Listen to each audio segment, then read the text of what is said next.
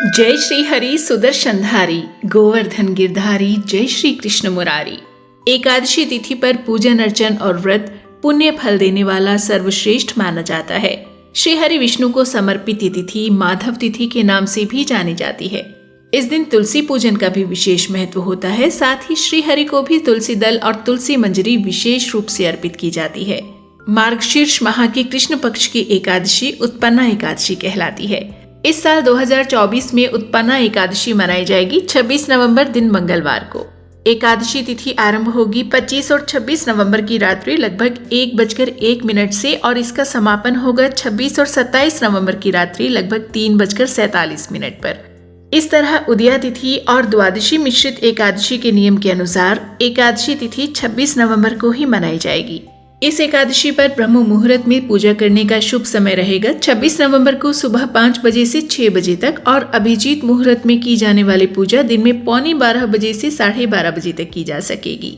व्रत का पारण समय 27 नवंबर को दोपहर 1:12 से 3:18 के बीच रहेगा या फिर हरिवासर समय की समाप्ति के बाद भी व्रत का पारण किया जा सकेगा। हरिवासर की समाप्ति होगी 27 नवंबर की सुबह 10:26 पर।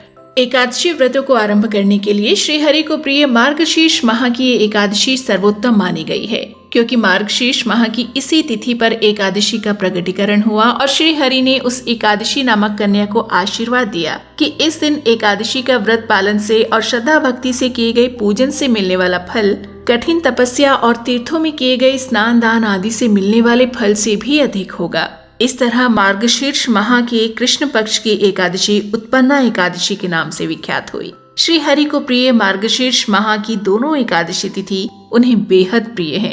भगवान श्री हरि के द्वापर अवतार श्री कृष्ण ने गीता में कहा भी है कि महीनों में मैं मार्गशीर्ष माह के रूप में प्रतिष्ठित हूँ। एकादशी व्रत सफलता प्राप्ति के साथ ही असंख्य पुण्यों की प्राप्ति कराने वाला है। एकादशी व्रतों का आरंभ मार्गशीर्ष माह की शुक्ल पक्ष में आने वाली एकादशी से भी किया जा सकता है। इसी के साथ चैत्र, बैसाख और माघ महीनों में आने वाली किसी भी एकादशी से भी एकादशी व्रतों का आरंभ किया जा सकता है। इसके साथ ही ये भी ध्यान रखें कि मल मास या अधिक मास में या फिर पौष या भादों के महीनों में एकादशी का व्रत शुरू नहीं किया जाता।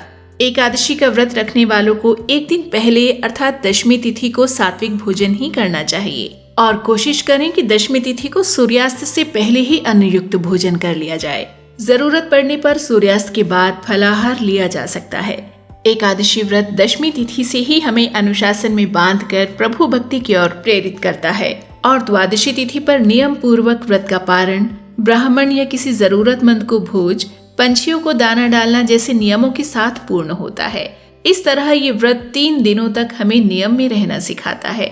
दशमी तिथि को ही निभाए जाने वाला एक और नियम है, जो है तुलसी दल और मंजरी भी सूर्यास्त से पहले दशमी तिथि को ही तोड़कर रख लिए जाने चाहिए, जिससे एकादशी पूजा में प्रयोग किए जा सकें।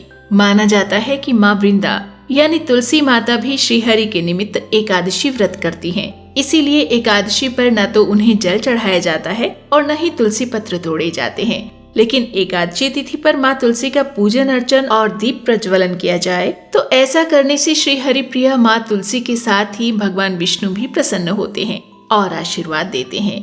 एकादशी व्रत पालन करने वालों के लिए एक और नियम बताया गया है, जिसके अनुसार यदि संभव हो तो भूमि शयन अर्थात मौसम के अनुसार धरती पर ही कुछ बिछाकर सोना चाहिए। एकल शयन करना भी अनिवार्य बताया गया है।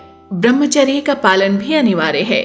एकादशी तिथि की सुबह ब्रह्म मुहूर्त से पहले ही जागकर स्नान आदि से निवृत्त होकर स्वच्छ वस्त्र धारण कर अपने मंदिर की साफ सफाई और भगवान विष्णु को भी गंगा जल से जल अभिषेक करवाने के बाद भगवान को पीले वस्त्र अर्पित करें। भगवान को आसन दें और व्रत का संकल्प लेते हुए दीप प्रज्वलन करें।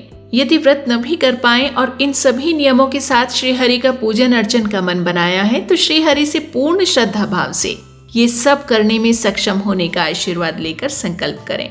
इसके बाद श्री हरि को पीले फल, फूल और तुलसी दल अर्पित करने चाहिए। इसके बाद विष्णु सहस्त्र नाम का पाठ, गजेंद्र मोक्ष का पाठ या फिर ओम नमो भगवते वासुदेवाय मंत्र का जाप करें या फिर इनमें से किसी भी स्तोत्र मंत्र का मात्र श्रवण भी किया जा सकता है। पूर्ण श्रद्धा भाव के साथ यदि प्रभु नाम को मात्र सुन भी लिया जाए तो ऐसा करने से भी व्यक्ति को पुण्य फल की प्राप्ति होती है। इसके बाद श्री हरि विष्णु को पीला ही कुछ भोग लगाएं और अंत में आरती करें। इसके बाद तुलसी माता के पास भी दीप प्रज्वलन कर माता के 108 नामों का या तुलसी चालीसा का पठन और श्रवण करें।